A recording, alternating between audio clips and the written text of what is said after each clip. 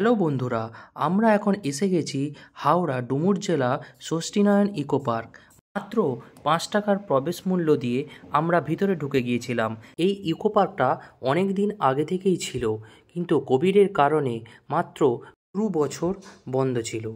চলতি বছরে হাওড়া পৌর নিগমের সহায়তা এইটা আবার নতুন করে উদ্বোধন করা হয় এবং এর নাম দেয়া হয় ষষ্ঠীনারায়ণ ইকো পার্ক।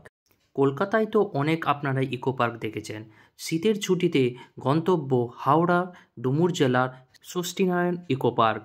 বাচ্চাদের খেলার জায়গা উন্মুক্তভাবে খুবই অভাব, তাই শিশুদের কথায় মাথায় রেখে ছোট ছোট উদ্যান তৈরি করা হয়েছে।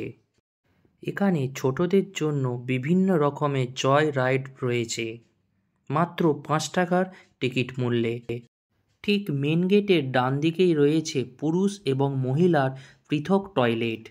এখানে বিভিন্ন সবুজ গাছের মধ্যে দিয়ে আপনাদেরকে আকর্ষিত করবে এই ইকো পার্ক। বড়দের জন্য তো অনেক জায়গা রয়েছে, কিন্তু বাচ্চাদের জন্য সেই আমাদেরকে যেতে হয় নিউ টাউনের ইকো পার্ক, নাহলে সায়েন্স সিটির নিকো পার্ক।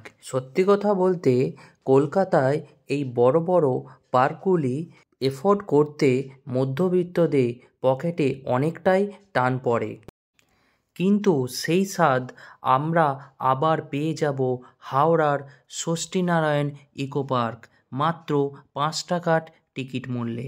বাচ্চারা এই উপভোগ করতে পারবে এই প্রাকৃতিক দৃশ্য।